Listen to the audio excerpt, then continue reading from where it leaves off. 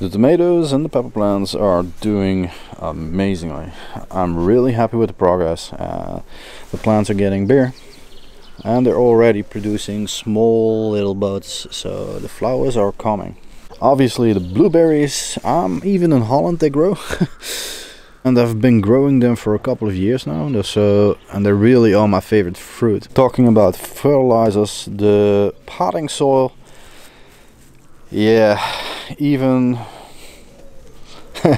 within 2 weeks it's not really showing a lot of nitrogen in it. So I've tested the soil and it has about 20 ppms of nitrogen per kilo, which is really low. In order to stay away from deficiencies, I need to jack up the amount of nitrogen. So I'm going to use Fruit Fuel B, and I'm going to add a little bit to the reservoir. Because I have the capability of testing the amount of nitrogen, phosphorus and potassium in the soil, yeah, I found out I only had to introduce a little bit more nitrogen. So I'm just going to add a little bit of Fruit Fuel B part, and I'm not going to use A part right now because there's still enough phosphorus, there's still enough potassium and magnesium and calcium in the soil. So I'm just introducing a little bit of nitrogen. And for the people that watched my previous video, this bucket was around right there full. So I used a lot of water, but the water only contains a little bit of calcium and booster. So there's no nitrogen in it. So I'm gonna fill it up again around there, and I'm gonna introduce enough nitrogen to supply the plants with enough nitrogen that I'm gonna stay away from the deficiencies. So nitrogen deficiency is really tricky because I've seen people confusing nitrogen deficiency with a magnesium deficiency, and magnesium deficiency mistaken for calcium. Yeah, it's really annoying.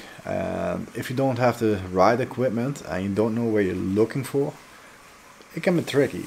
But in this case I do have the equipment, so I tested the soil and there is still nitrogen in it, but it's very low levels. It's just going to sustain the plants, but it's not going to let the plants grow as fast as possible. So I need to introduce nitrogen, and the easiest way is just introduce Fruit Fuel part B, so the B part of the set. But Edwin, hold on and wait. The soil is just 2 weeks old. You're not going to say that it's completely depleted of nitrogen right now, right? And the answer is actually no, there's enough nitrogen in it, but the nitrogen source is not accessible for the plants right now because it has to be broken down over a period of time. It's one of the things that a lot of people are confused by, that the organic matter has to be broken down to a point that the nitrogen, phosphorus and potassium is released, that the plants can consume it as fertilizer. But that's going to take time, and I need those plants big before May 14th. And the reason is because at that point the plants are going to stay permanently outside, and therefore I need to get them as big as possible for that period of time. I can use a product like Living Soil, which has the capability, due to those bacteria and fungus, that it's going to release the nitrogen sources and the phosphorus and potassium source, because it's going to break down a little bit faster. It's still going to take a couple of weeks. I can use V-Booster, which converts nitrogen source pretty fast, but also that's going to take a couple of weeks, and also it has to do it in a certain temperature range. And in order to work with those two, so Living Soil and V-Booster, to convert all those organics and nitrogen sources, it has to be 24 degrees, and it's only 13.7 degrees outside, so it's not warm enough. My only option is Fruit Fuel part B. So again, I'm just using part B of A plus B. I need about 13.5 grams of this stuff.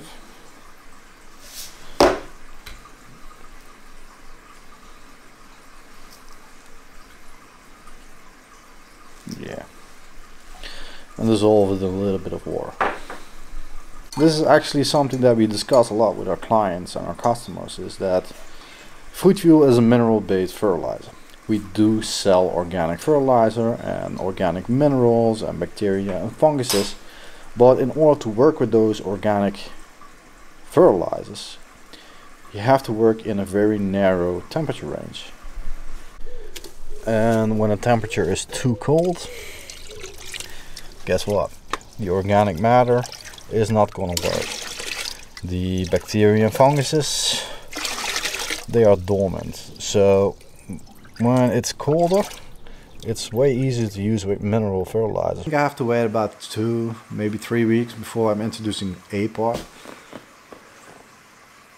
And that's the difference between a lot of people and me, because I have the testing equipment, I have the capability of showing people how fast the soil is depleted of minerals.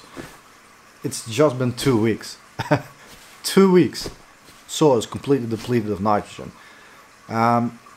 I'm not going to say that the plants consumed it. It's just, it's not bioavailable right now. It's really annoying. The bacteria and fungus is not working. So all of them are pretty much soaked with fruit fuel, and it's enough water for at least a week and a half, because the sensors are spiking at around 40% of water. Which is a lot. So a couple of my friends actually asked me why I'm using hydro rocks or clay pebbles instead of perlite. And the reason is actually due to this system. It's called the autopod system. It has a reservoir which is about, I don't know, 7 centimeters or something like that. And it's saturated with water and fertilizer.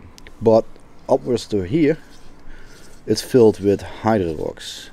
And which creates a barrier between hydro rocks and the soil, because the capillary action of hydro rocks is less, and therefore water doesn't travel as fast upwards as it would be when this container would be full of potting soil. So this system will water it from the bottom up. This system will water it from the top down. It will activate only when the soil is dry, and it will stop when it's wet enough. Because these are just around 20 liters, they will dry out within a couple of days. So even when it rains for a month, within 2 days they're dry enough that the plants will soak up water and fertilizer again. However, in the heat of the summer, it's the reverse, because these containers get dry constantly, and it's really annoying. Blue mud will provide enough water and fertilizer to sustain the plants. But people assume, because I'm using a very small amount of hydro pebbles, that I'm doing it for drainage, and it's actually partly true, because I'm not doing it for drainage from the soil. I'm doing it because otherwise the small holes are drilled in the bottom get clogged up, because potting soil actually is filled with small particles of sand, small particles of organics, and when it rains for a very long time, it's actually going to build up in the bottom, and it's going to clog up those small little holes. So those hydro pebbles actually going to provide a little cushion and an area, and it's going to drain it out a little bit faster. I'm not going to do this because of perch water table. I'm not going to do this because of something special. It's just to prevent those holes being clogged up. So the Antep Aci Dolmas are completely infested with aphids. I'm using green organic soap, but because something is called organic, it doesn't mean it doesn't kill anything. It will kill aphids, but it will also kill organisms in the soil. So be very careful about how much you're applying. You don't want to saturate the soil. But getting aphids, especially early on in the season, is something that happens a lot, because the plants are very small. They're still very fragile. So some people get them very often. They have to do something about it. And other people, they never see them. Yeah, they're all soaked with green soap and water. But keep in mind, because green soap is considered to be organic, it doesn't mean that it doesn't kill organisms. So all the bacteria and all the funguses, they don't like green soap. So don't saturate the soil with green soap by misting your plants.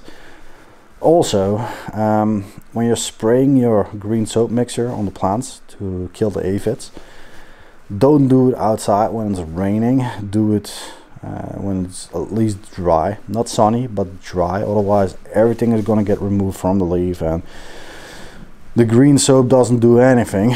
It's just going to be flushed off the leaves in the soil, and again it's going to kill the organisms in the soil.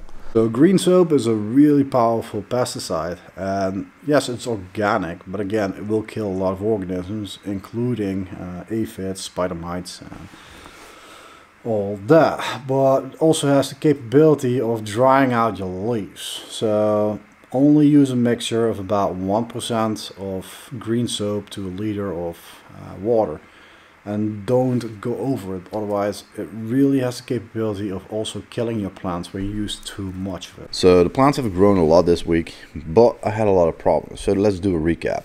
First of all, the soil was completely depleted of nitrogen, or the nitrogen source wasn't accessible, which happens, but fruit fuel is designed as an A plus B, which means that A is primarily phosphorus and potassium and a little bit of nitrogen, but in B it's all nitrogen and calcium. So you can choose which one you actually need based on the problems that you see, which showed that there wasn't a lot of nitrogen in it, so I fixed the problem. So plants have grown again, but after I fixed that problem, I got aphids, or actually my plants got aphids. But as you can see, I used a little bit of green soap, and most of aphids are killed already, but obviously I haven't gotten them all, because that's most likely not gonna happen. Nah, as you can see, there are still a couple of them right there. And I did a lot of orders of fruit fuel this week, about 2 pallets full, and as you can see, the package is really small, so when 2 pallets are full, those were a lot of orders. I'm really happy that a lot of customers are using fruit fuel and they're happy with the fertilizer, so that's amazing. And in the last week I finished up the project that took me about 3.5 years. Was way before I even started with Nutrigrow Solutions or with the Honor company. And